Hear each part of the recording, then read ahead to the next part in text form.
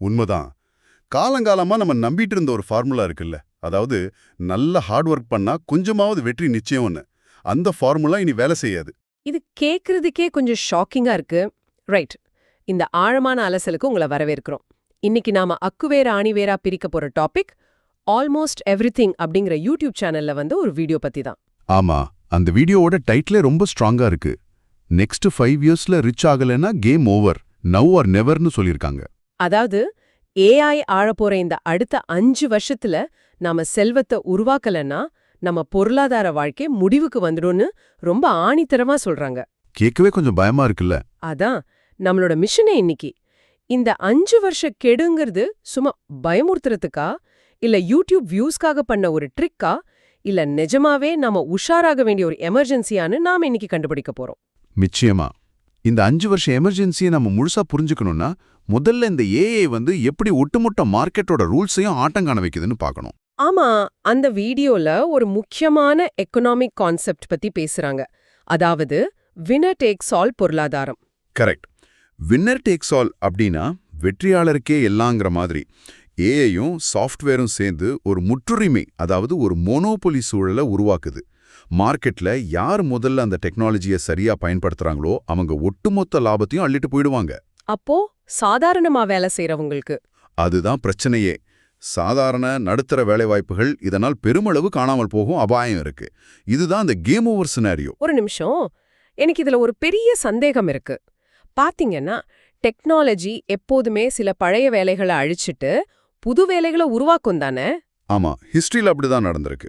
அதான் இப்போ industrial revolution வந்தப்போ மெஷின்ஸ் மனித உழைப்பை குறைச்சுது. கம்ப்யூட்டர் வந்தப்போ டைப்ரைட்டர்ஸ் வேலை இழந்தாங்க. ஆனா சாஃப்ட்வேர் துறையில லட்சக்கணக்கில் வேலை வந்துச்சுல்ல. அப்படி இருக்க இந்த ஏஐ மட்டும் எப்படி மொத்தமா ஒரு ஆபத்தா மாற முடியும்? உங்க சந்தேகம் ரொம்ப நியாயமானது தான். ஆனா முந்தைய டெக்னாலஜிக்கும் இந்த ஏஐக்கும் ஒரு மிகப்பெரிய வித்தியாசம் இருக்கு. அது என்னன்னா எக்ஸ்ட்ரீம் ப்ரொடக்டிவிட்டி, அதாவது அதீத உற்பத்தி திறன். எக்ஸ்ட்ரீம் ப்ரொடக்டிவிட்டினா ரொம்ப வேகமா வேலை நடக்கும்னு சொல்றீங்களா? வேகம் மட்டும் இல்ல, ஸ்கேல். இப்ப முந்தியெல்லாம் ஒரு கம்பெனி $1 பில்லியன் மார்க்கெட் வேல்யூவை தொடரணும்னா பல வருஷங்கள் ஆகும், ஆயிரக்கணக்கான ஆட்கள் வேலை செய்யணும். ஆனா இன்னைக்கு மார்க்கெட் வந்து பில்லியன்ல இருந்து $1 ட்ரில்லியன் லெவலுக்கு போயிடுச்சு. $1 ட்ரில்லியன் கற்பனை பண்ணி பார்க்கவே ரொம்ப பெருசா இருக்கு. அது மடுத்தெருவுல நிக்க போறோம். இதுதான் நிஜமா? இதுல இருந்து தப்பிக்க வழியே இல்லையா? நிலைமை கொஞ்சம் சவாலானது தான். ஆனா ஆதாரம் இதை அவ்வளோ இருண்ட எதிர்காலமா பார்க்கல. விஷயங்களை பாசிட்டிவா பார்க்க சொல்றாங்க. மனித வரலாற்றுல இது புதுசு கிடையாது. பாசிட்டிவா பார்க்கணுமா? வேலை போகும்போது எப்படி பாசிட்டிவா இருக்க முடியும்? ஏன்னா விவசாயத்துல டிராக்டர் வந்தப்போவும் சரி, 2000ல ஐடி வேவ் வந்தப்போவும் சரி, வேலைகள் மாறுச்சு. ஆனா முற்றிலுமா அழியலன்னு அந்த வீடியோ சுட்டி காட்டுது. ஓ, அதாவது குதிரை வண்டி ஓட்டுனவங்க வேலை இழந்தாலும் கார் வந்த உடனே மெக்கானிக்கல்கள் உருவானாங்க, அது மாதிரி சொல்றீங்களா? எக்ஸாக்ட்லி. அந்த மைண்ட் செட் டிஃபரன்ஸ் தான் இங்க ரொம்ப முக்கியம். ரைட். அப்போ நாம இப்போ குதிரை வண்டிக்காரனா இருக்காம மெக்கானிக்கா மாற வேண்டிய நேரம் வந்துருச்சு. ஆனா அது எப்படி? மூளை செய்யற வேலையே ஏஐ செஞ்சிடும் போது நாம எதை மாத்துறது? அங்கதான் நாம எப்படி வேலை செய்யறோங்கிறத மாத்தணும். இதுவரைக்கும் நாம டைம் ஈக்குவல்ஸ் மணின்னு நம்பிட்டு இருந்தோம். 8 மணி நேரம் உழைச்சா இவ்ளோ சம்பளம்னு. ஆனா ஏஐ அந்த லாஜிக்கை உடைச்சிடுச்சு. ஆமா, இப்போ ஒருத்தர் ஏஐ டூல் வச்சுக்கிட்டு 50 பேர் செய்யற வேலைய தனியாவே செஞ்சிட்டாரு. கரெக்ட். இந்த அசிமெட்ரி, அதாவது இந்த அசமச்சீர் நிலையை யார் புரிஞ்சுக்கிறாங்களோ அவங்க தான் பிழப்பாங்க. சரி, இத பிராக்டிக்கலா எப்படி பண்றது? அந்த வீடியோல சில ஸ்ட்ராட்டஜி சொல்லிருந்தாங்களே. முதலாவதா டைம் மேனேஜ்மெண்ட் பத்தி. குறிப்பா டெய்லி மேக்ஸியான் பேஸ் அப்படின்னு ஒரு வார்த்தை யூஸ் பண்ணாங்க. அதோட உண்மையான அர்த்தம் என்ன? டெய்லி மேக்ஸியான் பேஸ்னா சும்மா நாள் புறா கஷ்டப்பட்டு உழைக்கிறதில்ல. ஒரு நாளோட 24 மணி நேரத்துல உங்க மூளை ரொம்ப ஆக்டிவா ஃபோக்கஸ்டா இருக்கிற அந்த 2 இல்ல 3 மணி நேரத்தை கண்டுபிடிக்கிறது. ஓ, அந்த பீக் எனர்ஜி டைம். ஆமா, அந்த நேரத்துல வாட்ஸ்அப்ல சேட் பண்றது, சும்மா இமெயில் செக் பண்றதுன்னு சாதாரண வேலைகளை செய்யாம உங்க லைஃபையோ பிசினஸையோ அடுத்த லெவலுக்கு கொண்டு போற முக்கியமான வேலைகள்ல முழு கவனத்தையும் செலுத்துறது. அதாவது அவுட்கம் பேசிஸ்ல ரிசல்ட்ட மையமா வச்சு வேலை செய்யணும். கண்டிப்பா. இப்படி தொடர்ந்து செஞ்சா உங்களால ஒரு பெரிய பாய்ச்சலை நிகழ்த்த முடியும். சரி, இந்த பீக் எனர்ஜியை யூஸ் பண்றது ஓகே. இத நம்ம அன்றாட வேலையை காப்பாத்திக்க உதவும். ஆனா நம்ம கொஞ்ச நேரத்துக்கு முன்னாடி பேசின அந்த பெரிய பொருளாதார பிரச்சனை அப்படியே தானே இருக்கு. எந்த பிரச்சனையும் சொல்றீங்க? அதான் உலகத்தோட செல்வமெல்லாம் 5 கம்பெனிகள் கிட்ட குவியுதுன்னு சொன்னீங்களே, நான் என் வீட்ல உட்கார்ந்து தினமும் 3 மணி நேரம் சூப்பரா வேலை செஞ்சா மட்டும் நான் எப்படி ரிச் ஆக முடியும்? ரொம்ப கரெக்டான கேள்வி. வெறும் ஹார்ட் ஒர்க், டைம் மேனேஜ்மெண்ட் மட்டும் உங்களை காப்பாத்தாது. இங்க தான் அந்த வீடியோவோட ரொம்ப முக்கியமான பாயிண்ட்டுக்கு நம்ம வரோம். நடுத்தர மக்களும் தொழிலாளர்களும் சர்வைவ் ஆக ஒரே ஒரு வழிதான் இருக்கு. என்ன வழி அது? முடிஞ்ச வரைக்கும் அசெட்ஸ் வாங்குங்க, அதாவது சொத்துக்களை வாங்குங்க. உங்க மொத்த இன்வெஸ்ட்மெண்ட்ல குறைஞ்சது 25% பேசிக் ஓனர்ஷிப், அதாவது அடிப்படை உரிமை இருக்கணும்னு அவங்க அடிச்சு சொல்றாங்க. 25%? எதுல இன்வெஸ்ட் பண்ண சொல்றாங்க? தங்கம், சின்ன சின்ன பிசினஸ், அப்புறம் ஸ்டாக்ஸ்.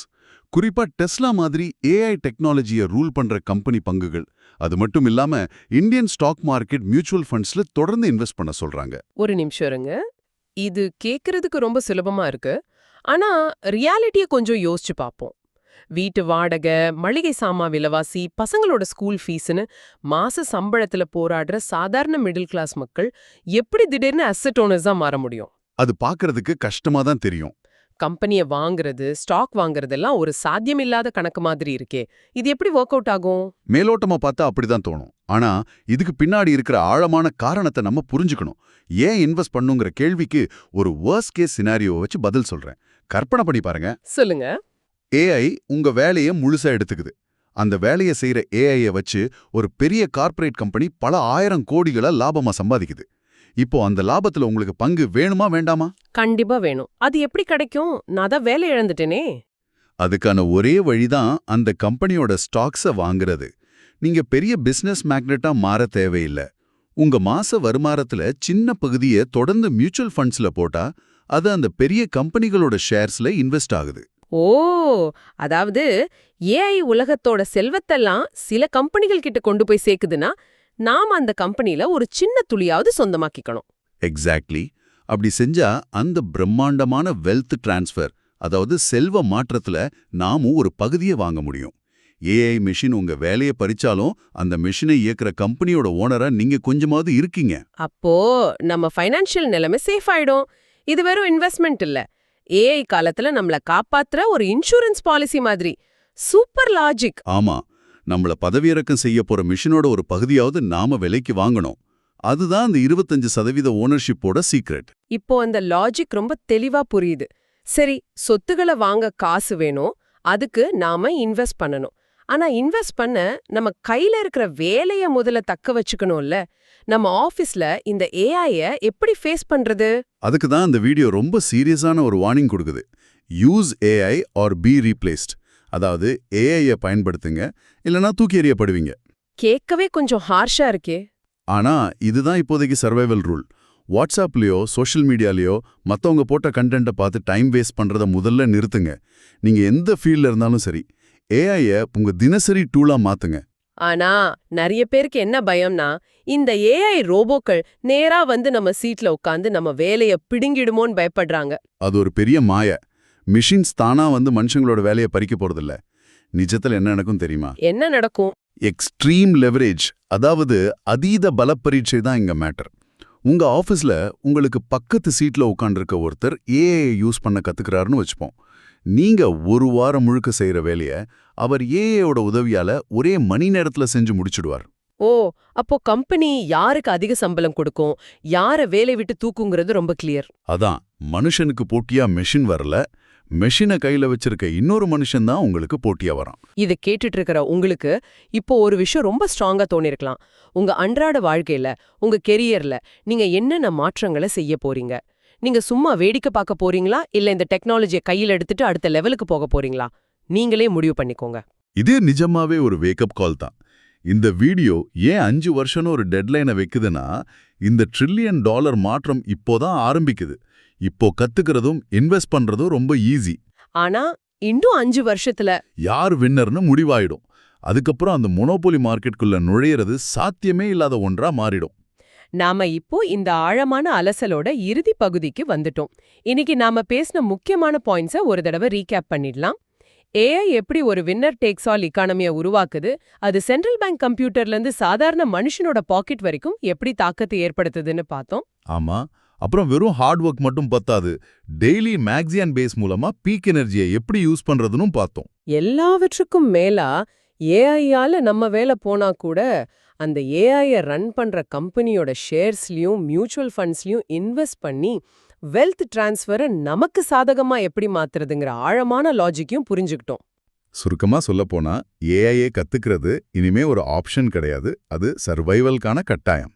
நிச்சயமா இது ஏதோ டெக்னாலஜி பத்தின சுவாரஸ்யமான இன்ஃபர்மேஷன் மட்டும் கடந்து போயிடாதீங்க. இது அடுத்த 10 வருஷத்துல உங்க